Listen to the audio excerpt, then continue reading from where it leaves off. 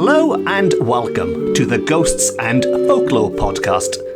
I'm Mark Rees, and on each episode, I investigate a different, weird, and wonderful subject. And on this episode, we are going to explore two real-life, long-lost accounts of haunted houses. Two haunted houses that reveal eerie accounts of death and murder and secret burials and all manner of horrific crimes that transformed these once normal houses into haunted houses. But I don't want to give away all of the surprises here in the introduction, so before there's any spoilers, let us jump straight in to the first story. And so, to begin at the beginning. And according to our narrator, the first account is a real thriller. A real thriller. And no, they weren't Michael Jackson, but nevertheless, they describe this story as a thriller. And it takes place in a house called Glanwern, Glanwern, Glanwern, in the south of Wales, which sadly is a bit vague. This is one of those stories where the exact location has, I am assuming, purposefully been kept a secret. I mean, there are a few locations today where this could potentially be, and if there are any budding detectives listening who want to try and work this out, please be my guest. But wherever this took place, even though we don't know the exact location, that shouldn't detract from the story itself. And we are told that Glanwern in South Wales is a place where several mysterious tales are told, but the most interesting one, and undoubtedly the most authentic, is the one I am about to tell you. So, this is a very haunted property by all accounts, and the number one ghost story and the most authentic is the account you are about to hear.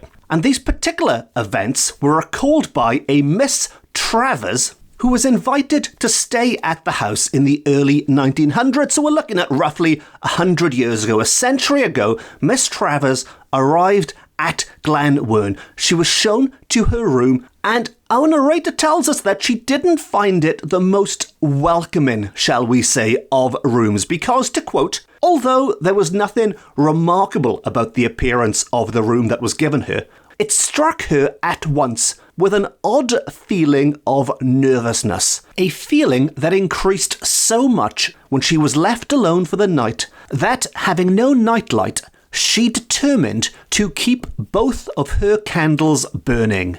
So this room made her feel so nervous, she was so on edge, especially after dark, that she decided she would not sleep in the darkness. She would keep her candles burning all night long. And to continue, as she lay in bed that first night, the hours dragged by, and Miss Travers found sleep simply out of the question. Suddenly, towards 1 o'clock, a sound broke the heavy stillness of the night, exactly as if somebody had violently pushed open her door and rushed into the room.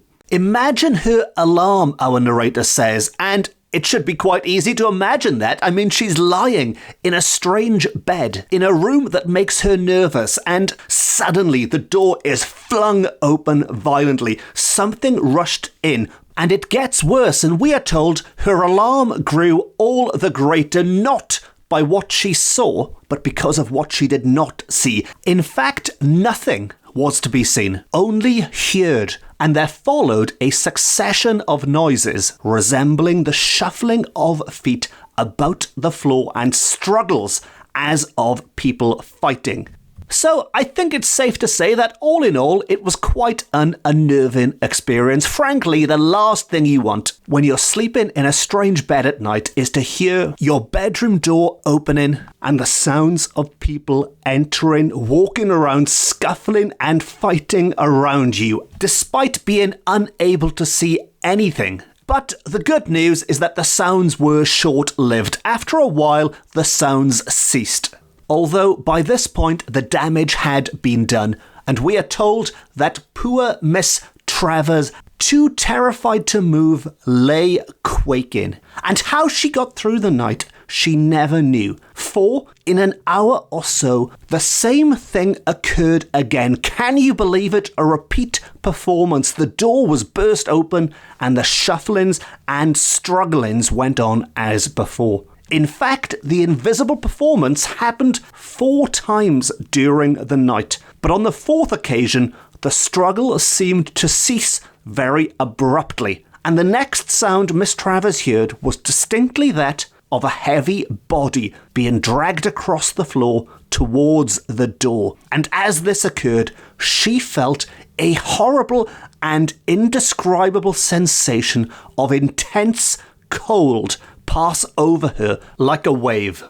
So I think we can say things escalated quite quickly here. These sounds continued throughout the night. They returned 4 times in total and only came to an end after she distinctly heard the sound of a heavy body being dragged across the floor towards that open doorway. Now, putting aside the obvious questions like, why didn't she just leave the room after the first occasion? Why did she stick around during the second and the third and the fourth occasions? And more importantly, how did she know what the sound of a body being dragged across a floor sounded like? I mean, that's certainly something I'm not particularly familiar with. And if I was still doing sound effects regularly on this podcast, it's something I would struggle to recreate. But nevertheless, in the light of day the next morning, she did come to her senses, and she did resolve not to spend another night in that room alone. She wasn't completely mad. 4 times was enough. She resolved not to spend another night alone, and under the plea of feeling nervous, so she didn't use ghosts as an excuse, she said she was just nervous in that room, and asked one of the daughters of the house if they would mind swapping rooms, if they would mind switching for the remainder of her stay. And fearing incredulity, she said nothing about these events to anyone in the house. She didn't mention it to her hosts for the remainder of her stay, and she felt pretty relieved that she hadn't by the end, because it turns out nothing else happened after switching rooms. So she asked one of the daughters living there to swap with her. By all accounts, nothing unusual happened in the room during the daughter's stay in it. So was this connected to Miss Travers in a way? Was she just really unlucky that she chose the one night when these things occurred? Or was she in some way responsible for them? Did she attract them? If indeed it was paranormal activity, is it something she was attuned to? Did she have some psychic abilities maybe? Well, it turns out there's a little bit more to this mystery that would be uncovered afterwards. And it was while visiting somebody who lived in one of the neighbouring houses that she mentioned she'd been staying in a house nearby. And when she told them which house it was, her friend remarked, "I wonder if the ghost ever walks there now." Which isn't the kind of things friends tend to drop into conversations. Well, my friends might, but back in the day, normal friends wouldn't. I wonder if the ghost still walks there now. And in a way, this was the confirmation she needed. It was an off-the-hand comment, but it was one that confirmed that she was not alone in experiencing whatever she had experienced. So while it wasn't good news to know that this house was supposedly haunted, after swapping rooms and nothing happening to anyone else, she was naturally starting to doubt the events. But now she has confirmation this place is supposedly haunted. It is supposedly somewhere where a ghost or ghosts are said to walk. And our intrepid ghost hunter who recorded this story from Miss Travers decided to dig a little bit deeper. She decided that judicious inquiry was needed to find out more about the house's grisly past. And she indeed did dig up a suitably grisly story, which starts with a more fairy tale introduction, and she tells us once upon a time, again possibly hiding when these events took place, or maybe because she simply doesn't know. But once upon a time, 2 brothers had lived at Glanwern, and one night they quarrelled and fought so fiercely that it resulted in one killing the other and burying the body in a wood near the house. Ever since, the murderer is said to haunt the room where the tragedy occurred. Now, this story of a murder taken place in that house, in that particular room, does tie in very nicely with the sounds that she heard while staying there that night. In fact, you might say maybe they tie in a little bit too neatly. And the real question we're left with is, did she know of this story beforehand, or was she totally oblivious when she accepted that room and only discovered the finer details afterwards? Well, that is a question that will have to go unanswered for now, but if there are any budding detectives out there who do work out exactly where these events took place, and you fancy paying a visit to try and dig up some evidence, you could literally dig up some evidence if that story of a murder is true, although that is drifting into true crime territory, which is not something this podcast wants to concern itself with. All of the crimes on this podcast are strictly of a spooky nature, and I will leave the experts, the professionals, to deal with the non-spooky crimes.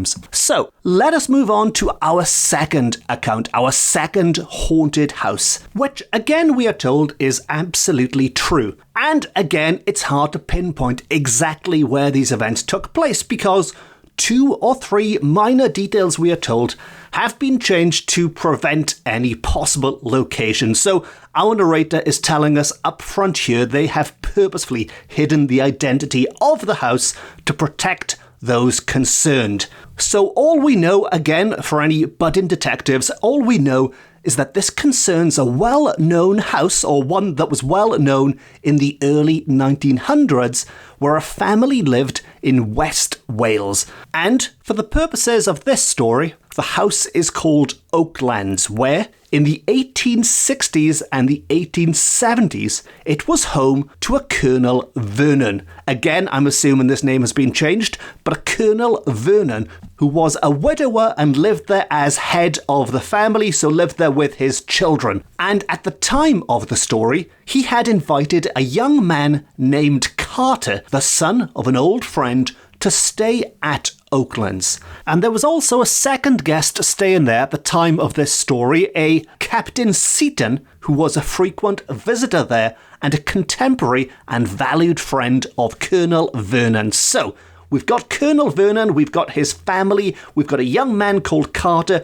and the Colonel's good friend, Captain Seaton, plus the servants, all under one roof. And one night, young Mr. Carter stayed up reading long after his host and Captain Seaton had gone to bed, and the lights in the house had been put out.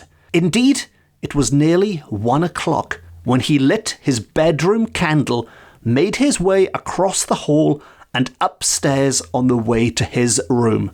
Halfway up the stairs, he stopped and turned, and from this point, he could see down the stairs into the hall, which of course was quite dark. And as he did so, we are told that he was astonished to see a light coming towards him. It was moving down the passageway which led to the foot of the stairs. So he looked back, he could see this light coming towards him, and wondering to himself who could be awake at such a late hour, and thinking it might be one of the servants, he paused there on the stairs and was somewhat surprised to see the tall figure of a woman emerge from the passage and begin swiftly mounting the stairs. This woman was walking towards him, and she was wearing a kind of loose, flowing garment. And as she passed Carter, who had involuntarily drawn back against the wall, and I am assuming by this he is trying to hide from view in some way, to draw back so he doesn't get noticed, although of course that would be very difficult, you would think, if somebody is about to walk past you on the stairs. But he draws himself back against the wall, and from that vantage point, he stares directly at her face. And it was extraordinarily beautiful. He also noticed the candlestick she carried. It was of brilliantly polished silver and most curiously shaped in the form of a swan. And these are important details he notices. Beyond the beauty of this figure, he notices that it is carrying a candle holder in the form of a swan. And as the lady, and lady in this sense means lady of the house, as it were, not necessarily just a female. He notices this is not a servant, this is a lady. And as this lady glides by without taking the slightest notice of him, his astonishment became curiosity. So at first he was baffled, he was astonished by what he saw, but his curiosity got the better of him. He was not scared, he was curious enough to follow this figure, to see where it went. And so this woman, who had ignored Carter on the stairs, continued on her way and never turned her head, or showing by the slightest sign that she was aware of Carter's presence. She reached the landing, where she stopped a moment, then turned down the corridor where the principal bedrooms were situated. She was walking towards the sleeping quarters of the family and the friends. This was definitely not somebody heading to the servants' quarters. This is where the lady of the house might slumber. And Carter, watching, saw her stop at the third door and enter the room, the door closing softly behind her. Now, Carter was understandably a bit shocked by everything that he'd seen, but rousing himself from his surprise, he proceeded on to his own room. But the extraordinary appearance of this woman, combined with the fact that she seemingly just ignored him, and the unusual hour, and the fact that he knew of no woman inmate of the house other than the servants, produced such what is described as bewilderment of the mind that he found it impossible to sleep, which I think under the circumstances is totally understandable. But what is interesting at this point is that he still believes this is very much a woman, or a lady I should say. His mind has not drifted towards any paranormal explanations yet. As far as he's concerned, this could just be somebody he hasn't yet met. It could be a sleepwalker. Who knows what's going on? But the very fact that I'm talking about it on this podcast is a bit of a spoiler and does suggest there is probably something unusual going on in this house. And so, to return to the tale, and early the next morning he was up and about bright and early, and happening to meet Captain Seaton in the garden, he couldn't resist telling his fellow guest about his nocturnal experience. And so the captain listened intently, at the end of which he looked very grave indeed, and asked, at which door in the corridor did the lady stop? And when Carter replied it was the third door, Captain Seaton quickly brought the conversation to a close, only to remark that they would discuss the matter later on in private, and begged him, in the meantime, to say nothing, not a word of this, to their host. So, if he hadn't been worried before, he was certainly starting to get a bit worried now. And while he hadn't considered a paranormal explanation at the time,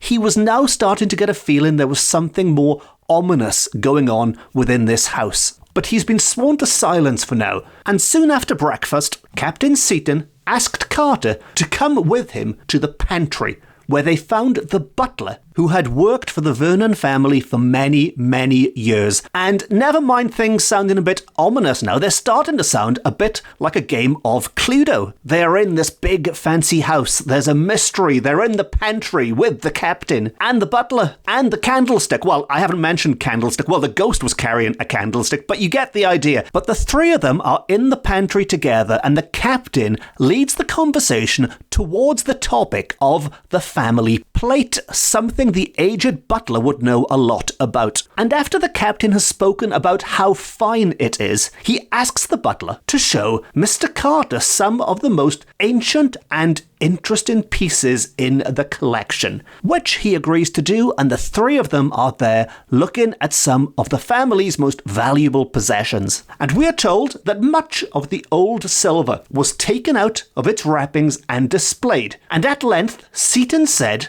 "But where are those queer candlesticks?" See, I told you there was candlesticks coming up, I just jumped the gun slightly. But he says, where are those queer candlesticks? You know the ones I mean, made in the shape of a swan. And if you've been paying attention at this point, you can probably guess where this story is heading. But he asks to see the queer candlesticks made in the shape of a swan, and the butler answered rather reluctantly that the candlesticks mentioned had been put away for many years. They had been in storage for a long, long time, and he feared they must be very tarnished. However, on being pressed, he fetched down from the high shelf in the plate cupboard a baize-covered parcel, and from it he took out a silver candlestick, very old and indeed tarnished, but the shape of which Carter was startled to see exactly resembled the one carried by the lady of his adventure. Seaton said to the butler, "You are certain you have not had these candlesticks out lately?" "Oh no, sir," answered the old man. But noticing Seaton's serious expression, his tone changed to one of alarm, and he exclaimed, "But what is the matter, sir? Has anything been seen?" Well, as we know, something has indeed been seen, and Seaton then asked Carter to relate again what he had seen the night before. And when he heard the lady had entered the third room in the corridor, the butler broke out into a cry of, "Oh, my poor master, some grief is coming to him." After which the captain explained that the figure Carter had seen was indeed no human, but an apparition, and that her appearance, carrying the swan-shaped candlesticks, always brightly polished, always preceded trouble or misfortune to the Oaklands family. So the captain is suggesting, well, more than suggesting, he is saying that this is not the first time this apparition, as he describes it, has been seen. And more than that, to see it is not a good sign, because it signalled trouble or misfortune for the family that lived there. He adds that it was Colonel Vernon's door. The third door that she entered was Colonel Vernon's door. And the captain says that, and maybe there's an element of wishful thinking here, but the captain says, "Let us hope on this occasion her coming has not been for evil." He hopes her coming has not been for evil. And sadly, we are told his hope went unfulfilled, because before the day was over, the very next day, after the apparition had been seen on the stairs, Colonel Vernon received the news that his brother had died the night before. And while that tragic bombshell brings us to the end of this story and to the end of this episode, it does tie in with a theme I've spoken about many, many times on this podcast over the years, and that is death omens. I've spoken a lot about corpse candles and about phantom funerals and these eerie signs that predict an upcoming death. But rarely do these dire omens come in the form of what is described as a beautiful woman who glides around a haunted mansion at night holding distinctive candle holders. But it just goes to show that death omens, if indeed this be a death omen, really can come in any shape and size.